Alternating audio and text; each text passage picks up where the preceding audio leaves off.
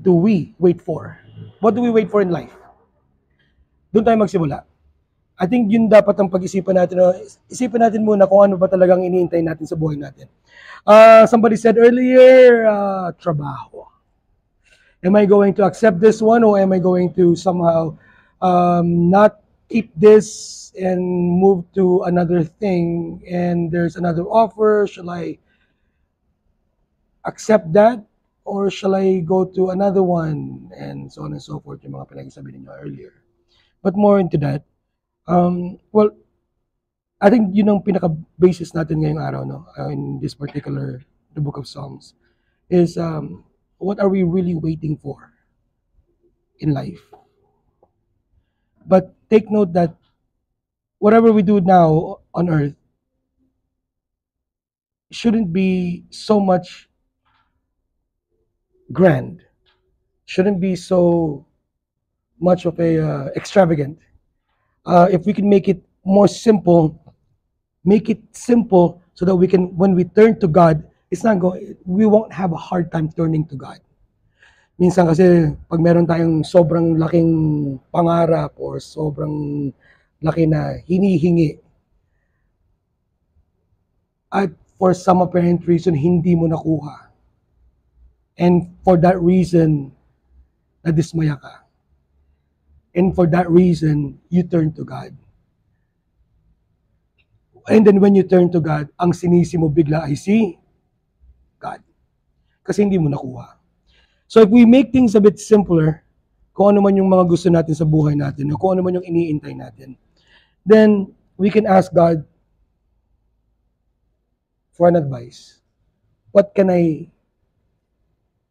ask Him so that He can give it to me in His own will, in His own time?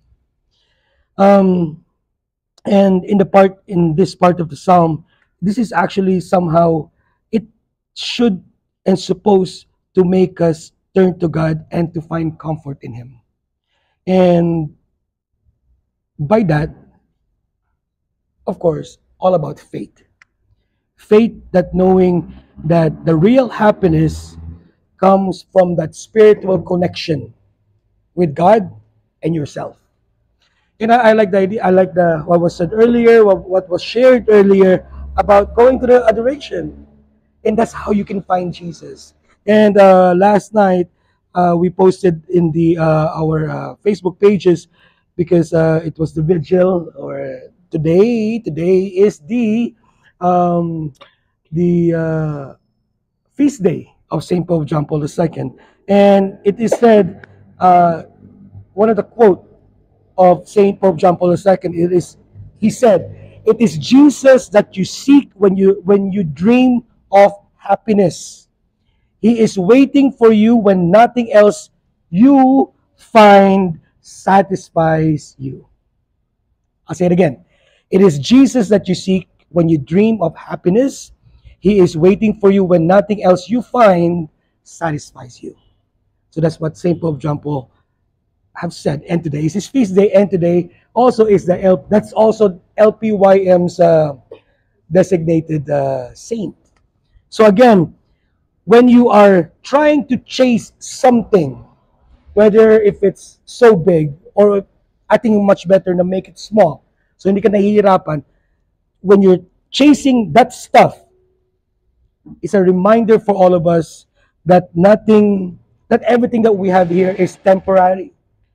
Nothing is permanent. And at the same time, what really matters is that if you really have that faith in Him, in Christ, nothing should scorn you. And hindi ka mahirapan. Transgressions. So always put yourself in a point na, Lord, kayo nang bahala. Your will be done. It's all your will. Ikaw lang. And when you do such things, when you lift up everything to God, and you let Him do the things for you, kung ano man yung gusto mo, things will be well. Have faith, and at the same time, let the Lord lead you. Kung ano man yung nararapat, kung ano man yung dapat. And again, your faith in God is enough. And sorry, very, very quick lang. In our lives, I'm pretty sure meron tayong mga pinagdadaanan, whether if it's sa trabaho, sa school, or kung ano man, sa relationship, kung ano man. Meron mga ganito. Meron tayong gusto, meron tayong hinahanap. We want something that would satisfy us, that would make us happy. And we have to understand na again, if you lift up everything to God, and if you give everything to God, all things will be well. As long as you have faith in Him.